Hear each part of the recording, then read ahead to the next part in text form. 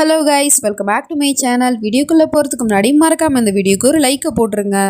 Last பாட்டில் ஆஹில் கிட்ட அந்த நீலாம்பரியோ சனம் எதுக்காக வீட்டுக்குள்ளே வச்சிருக்கா, அவளை வீட்டை விட்டு துரத்து அப்படிங்கிற மாதிரி சொல்லியிருப்பான். ஸோ அதனால் அவனுமே அவளோட கையை பிடிச்சிக்கிட்டு நீங்கள் சொல்கிறது சரிதாம்மா, இவன் இந்த வீட்டில் ஒரு நிமிஷம் கூட இருக்கக்கூடாது அப்படிங்கிற மாதிரி சொல்லிட்டு அவளை வீட்டை விட்டே துரத்துறதுக்காக கூட்டிகிட்டு போயிட்டு இருக்கான். அவளோ ஆஹில் நான் சொல்கிறத ஒரு நிமிஷம் கேளுங்க அப்படி இப்படின்னு சொல்லிட்டு கெஞ்சி பார்த்துட்டு இருக்கா.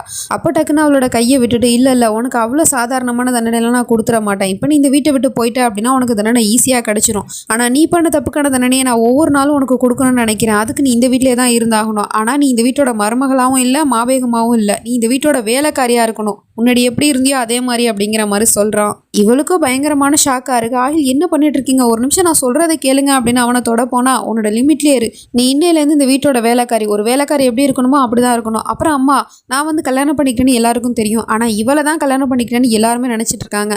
அது போய் என்னோட மனைவி இவ இல்லை, என்னோட சனம்ங்கிற உண்மையை நான் எல்லாருக்கும் சொல்லி ஆகணும். அதனால் நாளைக்கே இந்த வீட்டில் ஒரு பார்ட்டி நடக்கும், ரொம்ப கிராண்டாக. அந்த பார்ட்டியில் வச்சு எல்லாருக்கும் நான் அனௌன்ஸ்மெண்ட் பண்ண போகிறேன், என்னோட பொண்டாட்டி இந்த சனம் தானு, இவ தான் என்னோட மான மரியாதையை காப்பாற்றி என்ன கல்யாணம் பண்ணிக்கிட்டா அப்படிங்கிறத நான் சொல்ல போகிறேன். அப்புறம் அந்த பார்ட்டிக்கு பெரிய பெரிய ஆட்கள்லாம் வருவாங்க, எந்த ஒரு தப்பும் நடக்கக்கூடாது அவங்க முன்னாடி. இந்த வேலையெல்லாம் நீ தான் இழுத்து போட்டு செய்கிற அப்படிங்கிற மாதிரி சொல்லிட்டு அவன் பாட்டிக்கே இங்கேருந்து போயிடுறான். இவளுக்கும் ரொம்ப கஷ்டமாக இருக்குது.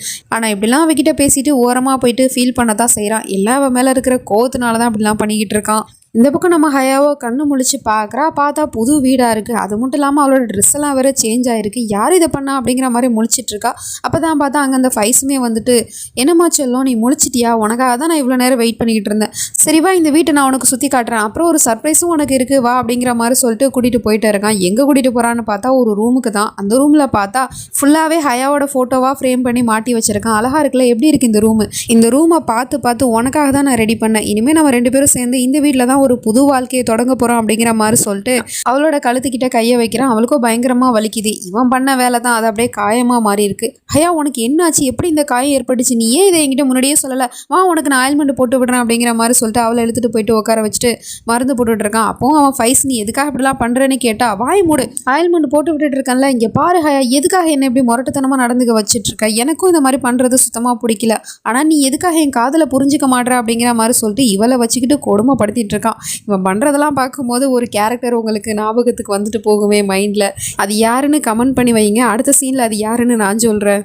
இந்த பக்கம் நம்ம சனமும் அவன் பேசினதெல்லாம் ரீவைண்ட் பண்ணி பார்த்துட்டு யோசிச்சிட்டே அப்படியே அவளோட ரூமுக்கு வரா. மறந்தாப்புல ஆகிலோட ரூமுக்கு வந்துட்டா. அங்கே பார்த்தா அந்த புது பொண்ணும் ஆகில தூங்க வச்சுட்டு அவனுக்கு பிளாங்கெட்டை போத்தி விட்டுட்டு இருக்கா. ஸோ இதை பார்க்குற இவளுக்கும் ரொம்ப கஷ்டமாக இருக்குது. அதனால அழுதுகிட்டே அப்படியே ஓடி வந்தவ டக்குன்னு அப்படியே கால் ஸ்டெப்பாகி கீழே விழ போகிறா. அப்போ கரெக்டாக அந்த நீலாம்பரி அவளை பிடிச்சிட்டு, என்னம்மா சனம் பார்த்து வர மாட்டியா, எனக்கு தான் கண்ணு தெரியல, உனக்கு நல்லா தானே தெரியும், அப்படியே எப்படி விழுகிற, உன் மனசு உடஞ்சி போச்சுல, அதனால தான் உன் கால் தரையில் படலைன்னு நினைக்கிறேன். அப்புறம் இங்கே நடக்குது இல்லையா, இது எல்லாத்துக்கும் காரணம் நீ தான். நீ என்னைக்கு ஆகில கல்யாணம் பண்ணியிருந்தனா இந்த அளவுக்கு நடந்திருக்காது. ஒரு புது பொண்ணு ஆகிலோட மனைவியாக வந்திருக்கவும் மாட்டா. இப்போ என்ன பண்ணுறது, அதான் நிலைமையே தலைகீழ மாறிடுச்சே. நேற்று வரைக்கும் நீ இந்த வீட்டோட மாவேகமாக இருந்த, இந்த வீட்டோட மருமகளாகவும் ஆகிலோட மனைவியாகவும் இருந்த. ஆனால் இப்போ இன்னைக்கு உன்னோட நிலைமையை பார்த்தியா, நீ இந்த வீட்டோட வேலைக்காரி ஆயிட்ட, அதுவும் பழைய மாதிரியே. நீ என்ன சொன்ன, என்னை இந்த வீட்டை விட்டு 15 நாளில் துரத்துறேன்னு சொன்னல, ஆனால் நான் அவ்வளோ நாள் டைம் எடுத்துக்க மாட்டேன். நாளைக்கே உன்னை இந்த வீட்டை விட்டு துரத்துறேன், அதுவும் நாளைக்கு நடக்க போகிற பார்ட்டியில் ஆகிலே உன்னை கழுத்தை பிடிச்சி இந்த வீட்டை விட்டு துரத்துவான் பாரு அப்படிங்கிற மாதிரி சொல்லிட்டு இருக்கா. அதுக்கு நம்ம சனமோ எந்த ஒரு பதிலுமே சொல்லாமல், அவளுக்கு ஏற்கனவே கஷ்டமாக இருக்குது. ஸோ அதனால அவள் இங்கேருந்து போயிடுறா.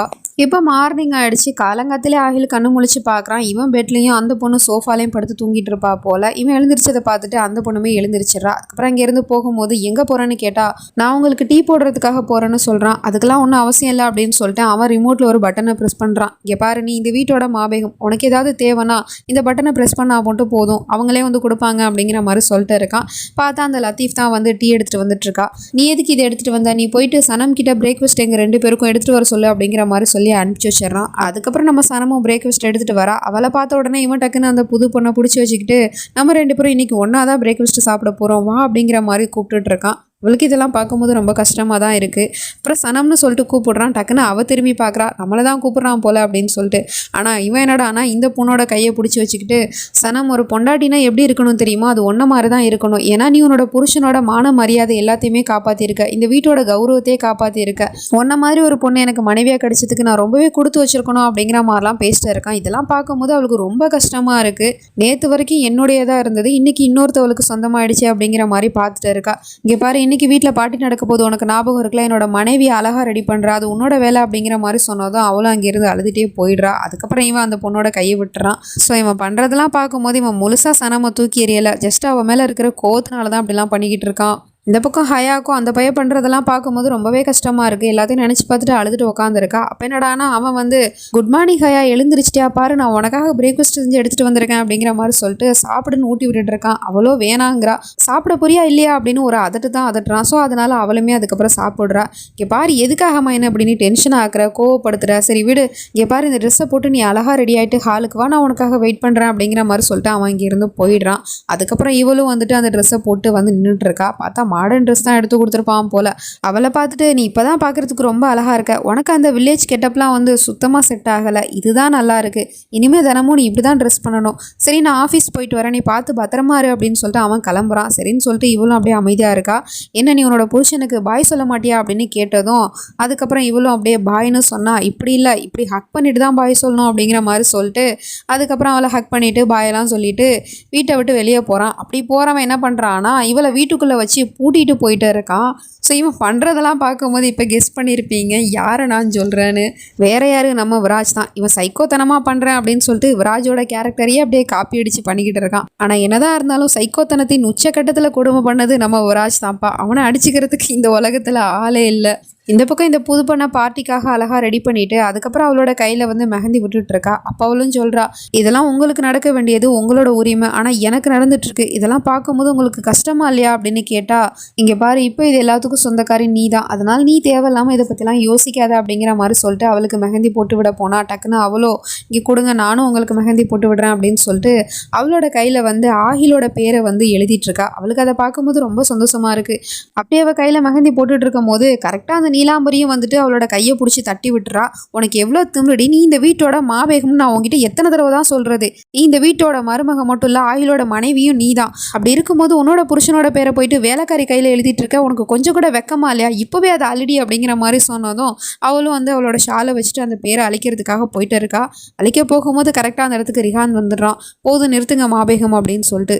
என்னடா அது இந்த பையனுக்கு இவ்வளோ திமிரு, மாவேகமே வந்து நிறுத்துங்கன்னு சொல்லிட்டு இருக்கானே அப்படிங்கிற மாதிரி சொல்லிட்டு இவங்க ரெண்டு பேரும் பார்த்துட்டு இருக்காங்க. ஆனால் இவன் தான் வந்து இவளோட உண்மையான பையன் அப்படிங்கிற உண்மை அவங்களுக்கு தெரியாது இல்லையா.